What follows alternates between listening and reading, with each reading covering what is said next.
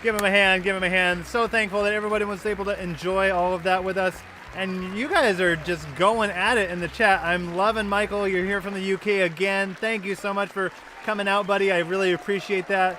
Tell your friends, tell their friends to tell their friends, and you got the deal. But I'm going to throw up the cast list so everybody could see everybody and give everybody their virtual roses, give everybody their applause, their clap, clap, clap emojis. Let's do an emoji war. Who can do the best celebration emojis in the chat while we're doing the credits here? So, and then after the credits, we're going to roll into our post-show talkback with our playwrights and our cast. So stick around for that. We're just going to do a little transition after our cast credits, which is right now. Woo! Give them a hand. Here they are. All the players, all the people that did anything and everything with this show.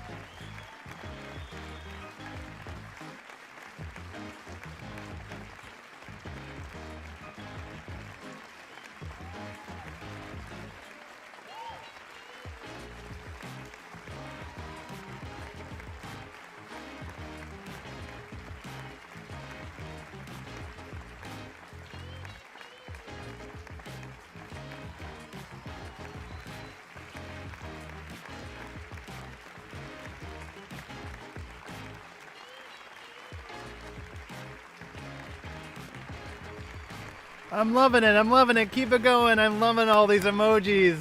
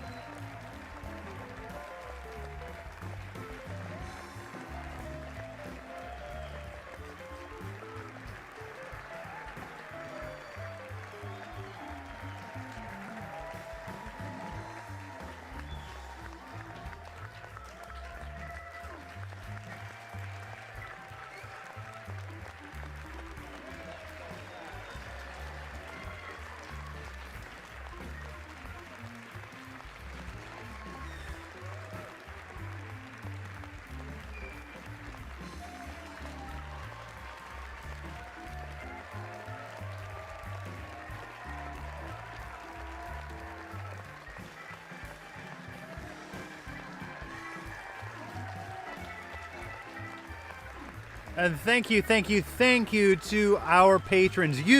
Thank you for being here, because without you, we would not be. Without you, we would not have these seats, right? Remember when we had just chairs, like office chairs with handles on them? And now we have these beautiful seats for you, our wonderful patrons. So thank you for being here. Thank you for helping theater continue to stay alive. Thank you for supporting the arts. So now, let's get into our amazing show. Let's get into our amazing talkback, and we will get into this in just a second.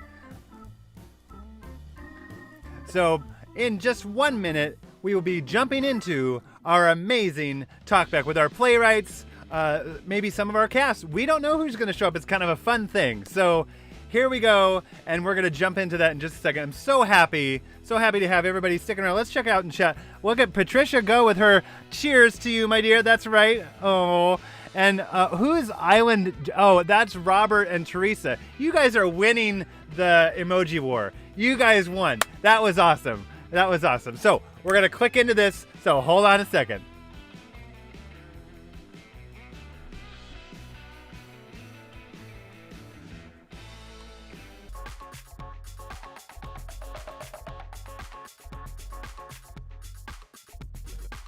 See, this is the magic I know nothing about. We don't either. All right, everybody. So happy that everyone is still hanging out. We've got like 15, 20 people hanging out. Thank you. So here we go. We're going to step backstage, as it were, to our panel of wonderful players. So here we go. Let's step on over.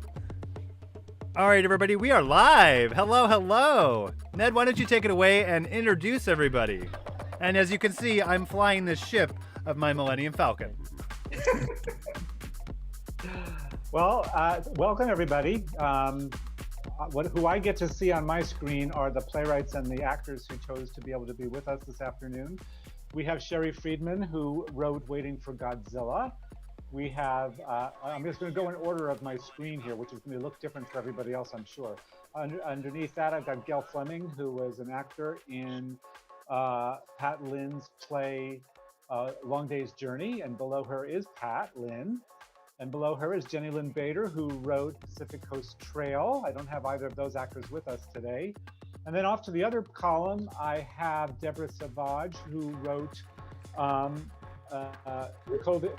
Hits the Hamptons, and both Christina Parker and Jim Carroll, who played the husband and wife in that, are also with us. And then, of course, I'm here and Alex is here. So we're really wide open for questions or comments, and I'm going to let Alex kind of manipulate that for us.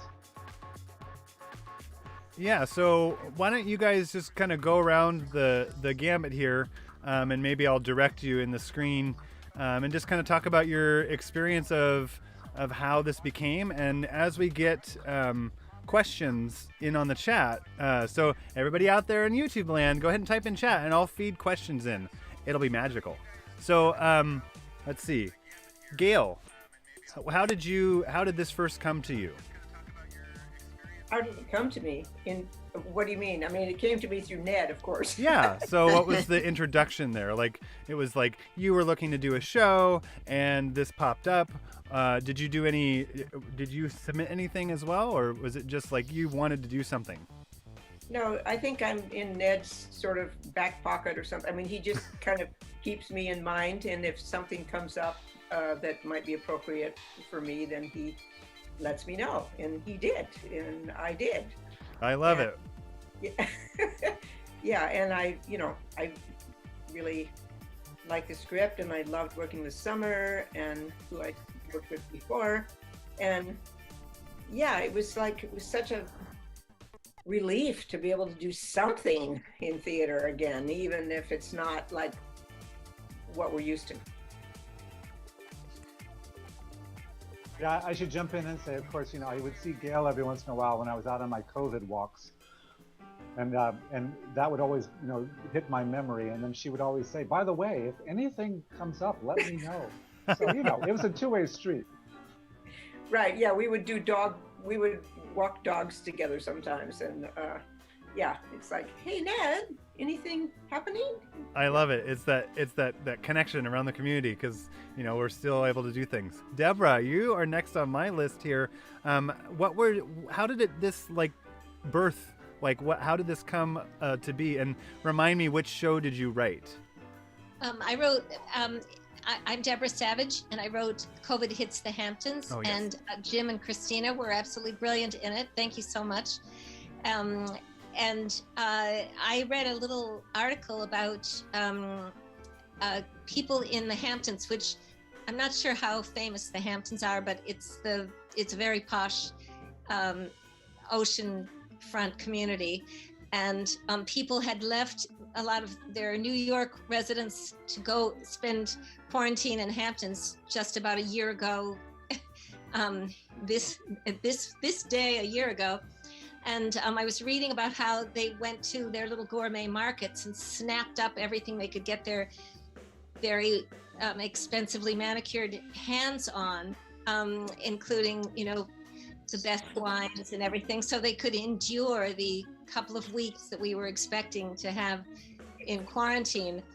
And I thought that would make a good play, and then kind of took it from there. The coming crash was part of just everybody's sort of dark mood of what was going on in terms of the economy, which it didn't actually. It's actually rather hard to be as rich as these people are and go completely crash. But so that's why I sort of put in that there was a hint of a scandal, so they could have a reason to lose their money and have to sell their house and their apartment and a couple of their cars and go to his sister's house. Which was horrible from Jim's expression of, I couldn't even finish the sentence. And the sister. Well, it wasn't the only time I paraphrased in Deborah's work, and I apologize for that. But No, you were fine. You were absolutely fine. And your propping and your costuming and your sets were absolutely divine. So thank you. Well, we're a little short of the Hamptons here on South Whitby, but that was our house and our clothes and our hot tub. So there you have it. Or your non-clothes, Jim. Yeah. Case may be, yes. Yeah. Well, Jenny. Christina, did you have something to say? Thank you, Deborah. I hope that it had that we gave you something that you were hoping to see. Oh, it was just delightful. Thank you so very much. I knew I was in good hands when I saw that you had taken the time to mark that box, loaves and fishes, which is what the gourmet market they talk about, and you had made the logo for your prop box, and I thought, wow, I'm really in good hands here. Yes, all the details make a difference. It was fun. I'm still getting promotional emails from the logo company where I ripped off that logo online. They want to know if I want to brand my business differently. I love that. Well, Jenny Lynn Bader. Sorry, how do you say it? I say That's that? it, Jenny Lynn Bader. Very good. So, how did this come to you? Where did you find a inspiration? I mean, obviously the pandemic, but what was your specific inspiration? I did have a particular inspiration. I read an article about a guy who went on a bike trip, and he missed the first week or two of the pandemic, and he came back from this bike trip just completely amazed. And I thought, well, what if you could extend that? What if somebody missed several months of the pandemic? And I started researching what hiking trails could take several months, and what if a person just didn't bring their phone with them, and then I started imagining a situation where someone really wants to be gone for several months and they want something else to have happened while they're gone, like their partner has gone on to all the boring business trips and it's all done, but suddenly the partner's business trips are also canceled. So I just started exploring the kind of extremities of this idea, and there wasn't an assignment. No one said write a COVID play. There wasn't a deadline. It just I feel like plays happen in different ways. Sometimes you think about them for a long time, you develop ideas. Other times you get a commission. But this pandemic experience just kind of kept demanding to be written about. It was just this huge shift in the universe that was just asking, please write about me. And so I just did, and I had no idea where this was going to ever happen, if ever. And I was absolutely delighted to hear that Pandemonium was happening and someone actually wanted to read short plays inspired by this time. It's beautiful. It was a perfect matching of like easy organic art and the opportunity to have it be alive. Yeah, I feel a lot of these plays came from really deep, imaginative, pure impulses, and they just probably happened at different times. I should mention the timing. I wrote this play in June, and I kind of set it a little bit in the future, and now it's kind of set in the past. But it takes place kind of midsummer of the pandemic. Definitely a time that happened. Very good. Thank you so much. Sherry Friedman, I have you next on my screen, on my Hollywood boxes. How did this, like, what was your first inspiration for your writing? And what can you remind me which play you wrote again? Waiting for Godzilla. Oh, that's so good. Oh, thanks. Well, I usually write comedies, but this whole pandemic at the beginning felt surreal to me. And so I tried to write a surreal interpretation of what I was seeing. Last year, I started to become more and more frightened about even leaving the house because we have a very strict governor with tough regulations here in New York. Mm-hmm. And I live across the street from a harbor. And I remember as a kid seeing Godzilla, the movie Godzilla, where he would rise up out of Tokyo Bay. And nobody was killed unless they dared go outside. And so I was thinking, while I was trapped inside and staring at the harbor, is there some monster waiting for me if I leave the house? And I started to think, oh my God, maybe Godzilla is outside the harbor, outside my window. So I was fascinated by the range of reactions that people have had. Ranging from it's a hoax and I don't see it. They said it's an invisible monster. That's one of the things they called it in New York at the beginning. Yep. They stopped using that phrase when people were dying. It wasn't so invisible anymore. Yeah. And it ranged from, it's nothing to it's everything. And reactions in between. And, I was encountering people who wouldn't even go get their mail in the lobby without 2 masks on, and other people who never wore masks at all. And, the non-maskers frightened me. Yeah, I would try to take a walk, and if I passed someone without a mask, I would give them a glare above my mask. It's the new glasses down look. It's the mask look. Right. But what intrigued me about the whole topic was what emotional changes, how will this affect people maybe permanently? Even if we're told that it's all over, will we go back to normal? I mean, in this play, the man at the end has a chance to get up, and he starts to get up and he's going to leave, but then he takes one more look at the harbor and he sinks back down into the chair, which he may stay in for the rest of his life. You don't know. Right. And I like that part where it's like, oh yeah, we don't know what is happening. So it's kind of that, like, could be right now, like right in line with, even like right now with vaccinations, like, you got the people that are A, B, or, they want it or they don't want it, or, they really want it and they can't get it, or, like you said, it's like you got the maskers or the non-maskers. So it's interesting where it's like, where would he be? Where would Ben be after he sat down? Still there? After people tearing down the door saying, come on, Ben, let's go. Like, still again, like, right. I like that kind of mystery at the end. That's beautiful. Right, because, there are people in New York who are saying that even after you have the 2 shots, you still have to wear a mask. Yeah. Yep. And you still have to socially distance. So when does it end, or doesn't it ever? Right, because we're not all going to run around with a big golden star on us to say, I have been vaccinated. Don't worry. that's not going to be a thing. I mean, And if people tell you they have, will you believe them? right? How are we going to know? How will you know? If I'd be like, 27 okay, show me your CDC card. That's, I guess, how we'll know. Right. I have one. Yeah. There's going to be a passport. I hear there's going to be a passport. Oh, see, everything is developing. Oh boy, Yeah. So I want to move on to Pat. Pat Lynn, thank you so much for being on today. And what was the story that you wrote, and what was your kind of first little baby inspiration that you had with that? Okay, I'm Pat Lynn, and the play that I wrote for today was Long Day's Journey. And my story is I am a relatively new full-time permanent resident living in Seattle. Originally, I'm from the other Washington, meaning DC, so I'm a Southern girl who was growing up in the Mid-Atlantic states. And for the past 15 years, I've been living full-time and working in New York.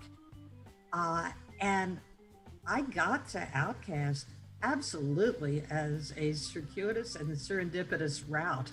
I was looking to make contact with theater artists out here in the Pacific Northwest because I didn't know anybody. And I met a woman who, it turns out, is a good friend of Ned's, and we started having a very brief chat. And she said, "Oh, you want to know Ned? Send him some stuff." I said, "Okay, what does he want?" And she said, "Whatever you want to send." I said, "Well, I've got Zoom plays." So I sent him some comedies, and I sent him Long Day's Journey, not even knowing about the Pandemonium event. And he got back to me and said, "Yeah, that might work very well," because I do write socially conscious plays. And that's wonderful, because now is the time for that. Yeah, no, I mean, the play was written last summer. As somebody, like I said, I've got a lot of contacts still back east, including family, and a lot of contacts out here.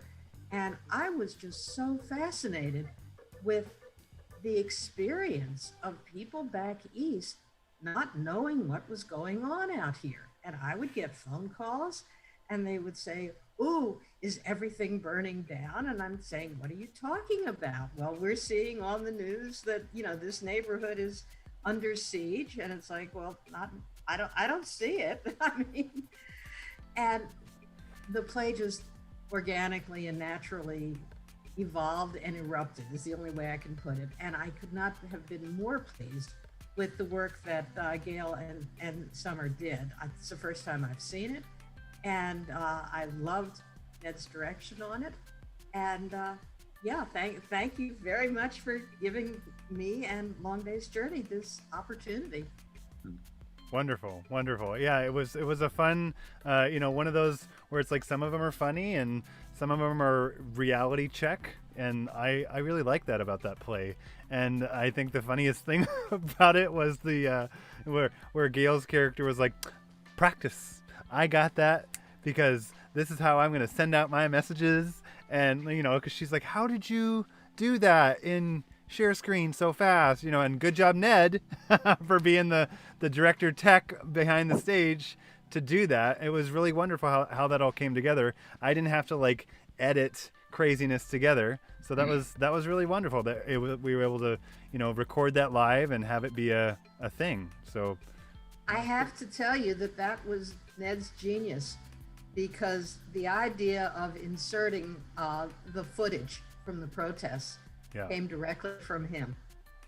So I was really pleased to see that happen, because I think it enhanced the experience a tremendous amount. It did, especially with that's from, where did she say, Louisiana, or she said it was somewhere else? No, it was Louisville that she Louisville, yeah.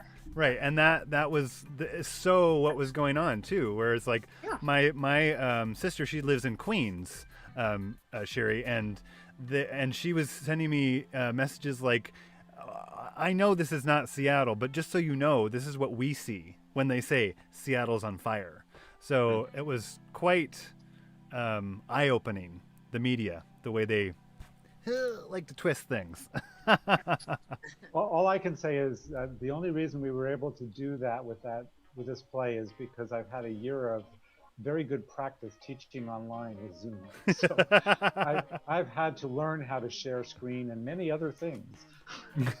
And so it was like, oh yeah, we can do this. I can sit back here while you guys are doing the play and I can set that up. So yeah, it was kind of a fun thing to add. The other thing I would add is, Alex lives in West Seattle, which of course is the place that Summer's character lives. So, I'm sure he could identify with that. Yeah, I can, because people will be like, how are you doing? I'm like, that's Capitol Hill. I'm like way over here on this other island thing. Well, especially now there's no bridge. An island now with the bridge. There is no, and the First Avenue South Bridge is like shut down this weekend, so I really can't get out. I'm trapped. Anyways, Christina, what was did you guys just say, hey Ned, is something going on? Like, tell us whenever you have something. Tell me now. Like, what was that first little bit of oh, I'm gonna get to do a thing. I'm gonna get to play.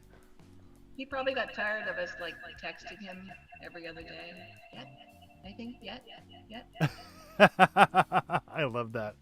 And Jim, I thank you so much for your filming. That was wonderful to be able to have that kind of in-house action. So, and Christina, you did a beautiful job on direction too, because you guys were working together as a team to create that story as a reality. Thank you. The one thing that producing video gave me an appreciation for was live theater. Video is a completely different animal. I'm a portrait photographer and my camera happens to shoot video. So, oh yeah, we can do this, no problem. No, it's a whole different thing, which obviously everybody who does it knows. But that part of it was, that wasn't fun, really. Takes a lot of light, doesn't it, Jim?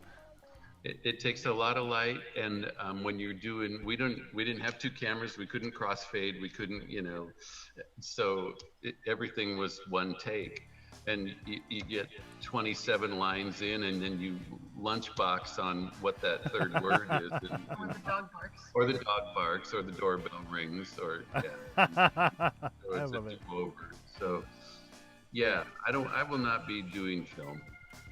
Well, you guys did an amazing job.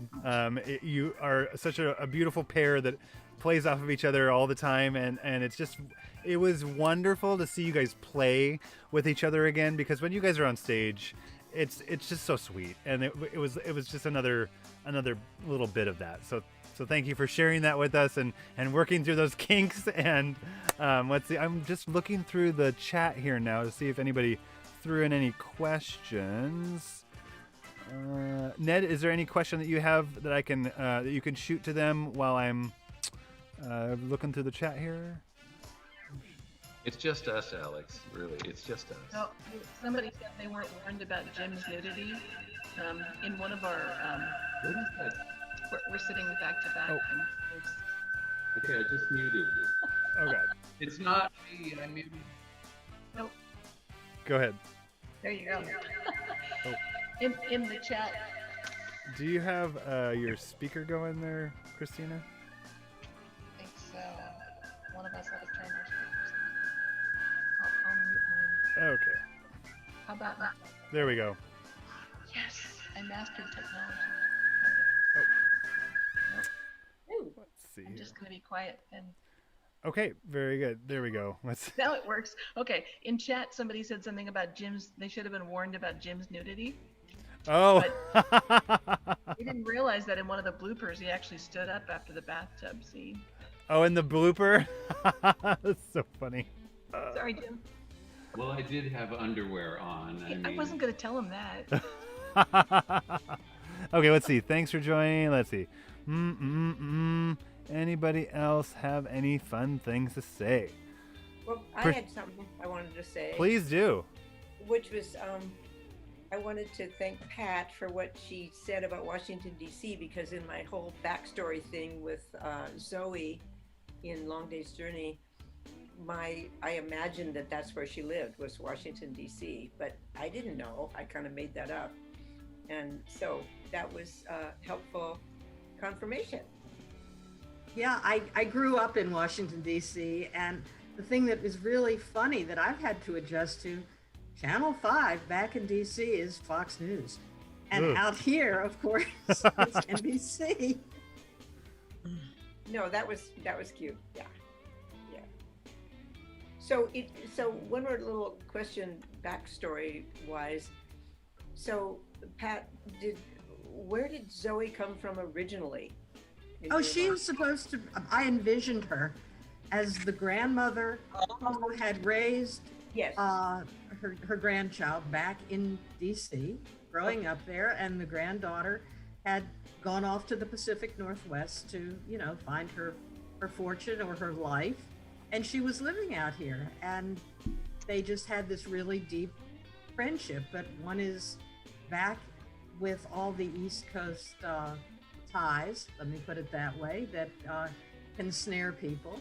And the other one is out on the West Coast in a whole new and very much freer and unencumbered environment as I've experienced it. Thank you. What happened? Okay. Well, I think we're at a good spot. Like, I thank you everybody for coming and sharing just that little piece of inspiration, giving us a little window into your brain space, your creative space. So, and my creative space, I was so overjoyed to be able to, not only as the resident lighting designer for Outcast Productions, I was overjoyed to be able to just create art again, because that's my like sweet spot, where I get to play and create in the technical world, to be able to create art and have this habitat where art can live in. So thank you for creating your creation so that I could play and create this amazing live experience, because it's been a lot of fun to help theater kind of re-jump or kind of stay alive and continue to go. So thank you from the bottom of my heart. Oh, thank you, Alex. Thank you, Alex. And thank you, Ned. It's been a lovely experience. And thank everyone for all of their hard work, because these things are not easy to put together. And you did it beautifully. Thank you so much. I just feel so blessed that everybody who's here and who's not here said yes to this project and participated. It's really been quite a wonderful experience, all told. I've got to say, even though we had our bumps up and down and had to figure out things that we hadn't done before, in the long run, I just feel really, really good about this, and I'm thrilled that we're getting so many people who are wanting to watch it. So. May the rest of this week and next weekend go just as well. And yeah, I hope we'll see some of you next Sunday as well. I just put out a text to everybody that, the one thing I didn't figure out on Zoom over the last year was when I share hosting, that I lost my ability to host, which meant I lost my ability to record. So, but this is on YouTube, so we can always go back and look at it there YouTube. And you can see when will this. it be on YouTube?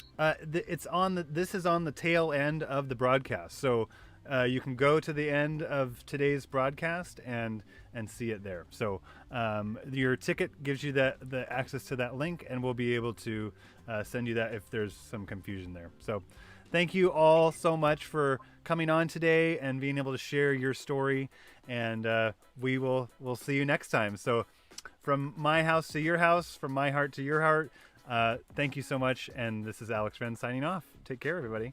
Thanks, everybody. Thank Have a good you. week. Thank you. Stay creative. You all too. Pat. Bye. Thank you.